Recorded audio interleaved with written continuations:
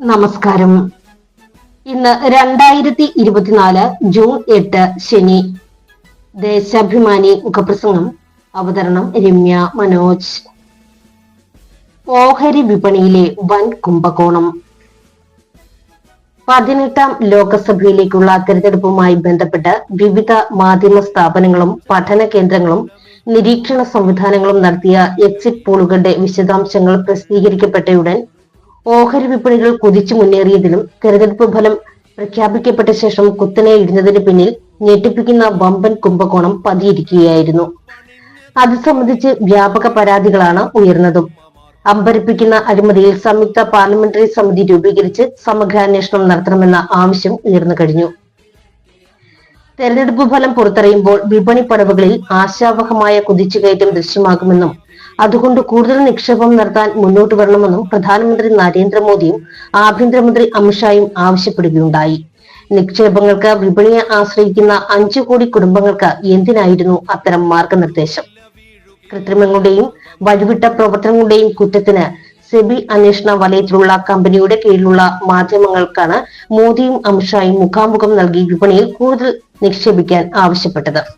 ഒരു പ്രധാനമന്ത്രിയിൽ നിന്ന് അത്തരമൊരു നടപടി ആദ്യമായാണ്. ചുട്ടെടുത്ത വ്യാജ എക്സിറ്റ് പോൾ ഫലങ്ങളുടെ മറവിൽ ഓഹരി മേഖലയിൽ 30 ലക്ഷം കോടി രൂപയുടെ കുംഭകോണം നടക്കുകയും രാജ്യമാകെയുള്ള 5 കോടി ചെറുകിട നിക്ഷേപകരുടെ കാശ് കവരുകയും ചെയ്ത ബിസിനസിൽ മോദിയും ഷായും നേരിട്ട് ഭാഗഭാക്കാണെന്നും തെളിവുകൾ നിരന്നിട്ടുണ്ട്.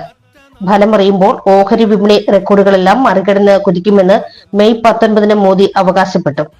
സമാനമായി ധനമന്ത്രി നിർമ്മല സീതാരാമനും വാതോരാതെ സംസാരിച്ചു.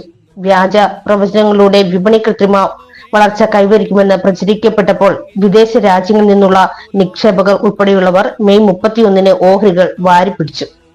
ഫലം വന്നപ്പോൾ വിപണികൾ ആകെ ഉലിഞ്ഞു കൂപ്പുകുത്തി. 5 കോടി ചില്ലറ നിക്ഷേപകരുടെ 30 ലക്ഷം കോടി വെള്ളത്തിലായി. തങ്ങൾക്ക് 220 സീറ്റ് കിട്ടുമെന്നായിരുന്നു BJP നേതൃത്വത്തിന്റെ നിഗമനം.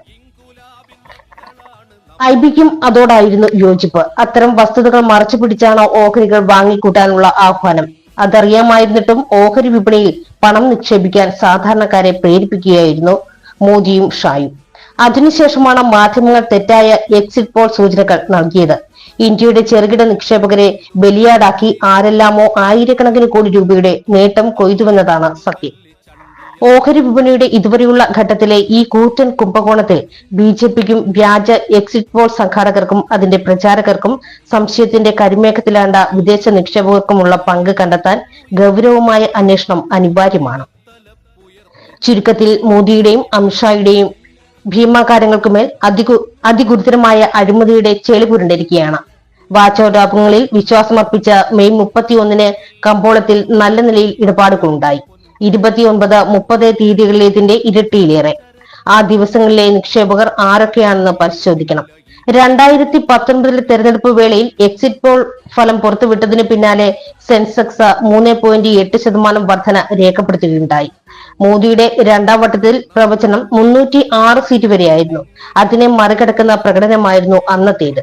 ഫലം വരും മുമ്പേ നിക്ഷേപിക്കേണ്ട ഓഹരികൾ എന്ന തരത്തിൽ ബ്രോക്കറേജ് കമ്പനികളുടെ പേരിൽ വിവിധ മാധ്യമങ്ങളിലൂടെ ഓഹരികളുടെ നീണ്ട പട്ടികകൾ പ്രചരിപ്പിച്ചതും മറക്കാനാകില്ല. അഴിമതികൾക്കും കുംഭകോണങ്ങൾക്കും മോദിയും പരിവാറും പുതിയ തന്ത്രങ്ങൾ മെനയുന്നതിന്റെ പ്രധാന തെളിവായിരുന്നു നോട്ട് നിരോധന ശേഷം പരീക്ഷിച്ച ഇലക്ട്രൽ ബോണ്ട്. അതിന്റെ വിസ്തൃതമായ കളിക്കളമാണ് ഓഹരി കുംഭകോണം.